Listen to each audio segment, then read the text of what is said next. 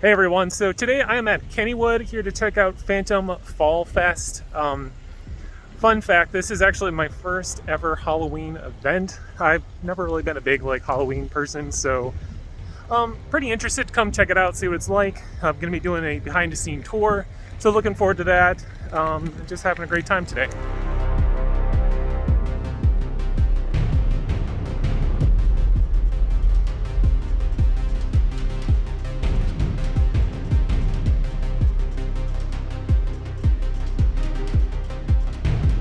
Well, I got a few minutes before the event actually starts, so why not start the day off with a ride on Phantom's Revenge? I mean, I haven't been here since August, so I'm kind of excited to get on another roller coaster. Well, you can see the work is already underway on Thunderbolt, doing some track work. I know they're supposed to do a nice paint job over the season. And if you look over here, we can see they've already painted some of the track purple, so that's pretty interesting. Well, just snagged a ride on Phantom Revenge. It's running a little slow today. I mean, I'm not really surprised because there really wasn't many people on the train. The park's still a little slow. It's a little chilly out, but still a great ride. You can see the skeleton crew is hard at work on Thunderbolt. Here's just a sample of the food that they're offering during Phantom Fall Fest. It looks pretty good. I'm really excited to eat that pumpkin pie there.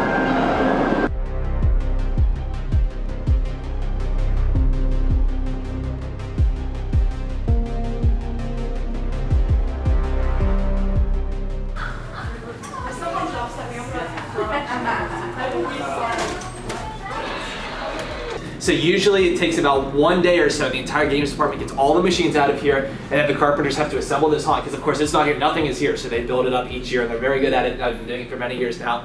And you know, it's beyond the stuff that you think about. So there's obviously the walls, but then there's electric, fire systems, lots of stuff like that. So it's definitely a very, very involved process. In this room here, this is the pre-show room basically. So typically what will happen is there'll be a scare actor here that'll come up here and just go over the rules. That's usually how it is in every haunt. Of course, not touching the actors, we don't touch them, vice versa. No eating, drinking, or smoking in the haunt, so stuff like that. So this is kind of the entrance room.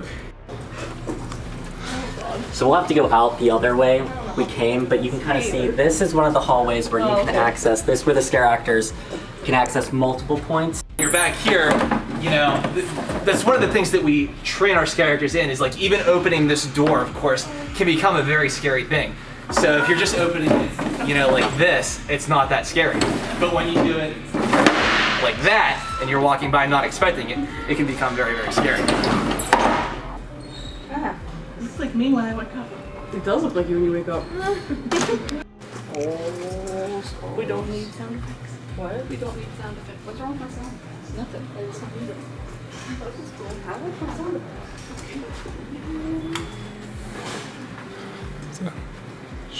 Oh, it's gonna be... So yeah, in rooms like this, of course there's stuff to it, but it's obviously not a lot to it, but when you figure when it comes nighttime, we really start pumping in the fog machines heavy here. There's not a lot of lighting.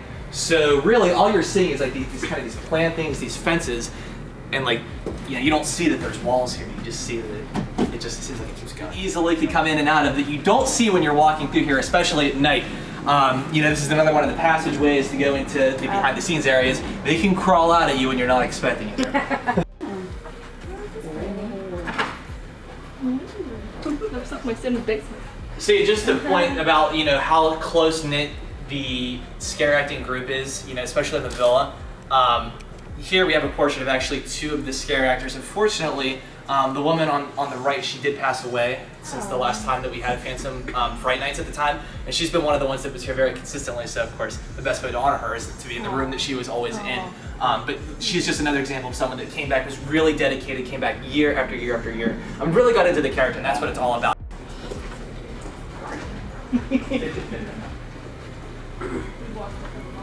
I think it's really, really cool. It's very simple. These werewolves basically come out at you as you walk by. So as you they're just a real simple animatronic, but it's really you're like, wait a second, are those moving toward me? And they do get the cloth will get real close to you and stuff like that. So a lot of the tricks in our haunts are pretty simple in nature, but they can still be very effective. Walking towards the wall. That one time I bumped into a wall and we were earring. I was earring. Or Niagara Falls, I mean. Oh no, they're touching you. Yeah, so obviously we're getting very dangerously close to the spiders. You can see during the day that we have these twines coming down. Okay, it's a bug's life. Let's walk. Make sure you all say hello to Gary as you walk past. This is Gary. Gary. Hi, Gary. Gary. Oh, it might be scary with the lights on. Because you can't see them. Nice, Gary. Hi, Gary. Hi, Gary. Please don't attack me, Gary. So as we are about to conclude in the build of the vampire, I know like it's definitely not super a lot to see during the day, but like once you guys see it at night, it'll definitely be like, oh, that's really cool the way that it all comes together. You know, you can kind of tell during the day that it's just really a bunch of plywood put together and held together by wood. But again, you can't tell that in the nighttime, so it's all about the immersion, and that's something that they do really well.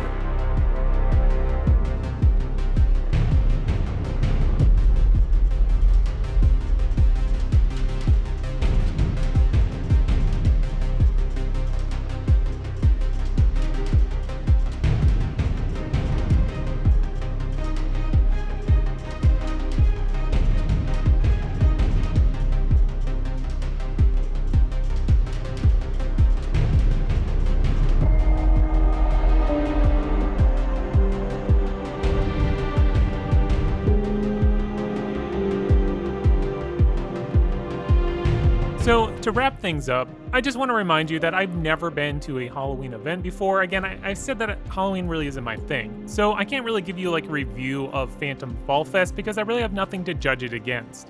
With that said, I can tell that the staff working the event really want to be there and they just want to make Phantom Fall Fest a great holiday event. Of the food that I tried, I would say that it was actually really good. You can tell that Kennywood is putting emphasis on their food. I also heard that we'll see some more food options that'll show up in the near future, especially with their Christmas event, which is right around the corner. So, Phantom Fall Fest. Overall, I think this is a very well done event. For those like me who don't really care about Halloween, you can still come to the park, come early, ride the roller coasters, check out the food, and then leave before the scary activities start. For those who are going to be bringing kids and you're a little bit concerned about maybe some of the scary objects that are set up, you can avoid pretty much everything. As you can see, these skeletons that I have in this video, they are scattered throughout the park, which is pretty much the most that you will come encounter with. These scare zones are still set up during the day, but there's no actors there and you can avoid them if you want to go to any attraction. You do not need to walk through these scare zones. And for those who want to be scared, there are a total of 9 different haunt events that you can enjoy. Well, this is going to wrap up today's video. I want to give a special shout out to Kennywood for hosting this behind the scenes tour. If there's one thing that I can take away, I'm really excited for the future of Kennywood. I feel like this staff really has a finger on the pulse of what their audience is looking for. Well, there's a few months left in October, so come check out Phantom Fall Fest. Either come ride some roller coasters or just check out the haunts. Either way, you're going to have a great time. Thank you for watching today's video. If you enjoyed today's content, please click on that like button, and as always, subscribe. That way you continue to get great content brought to you by Extreme Thrills.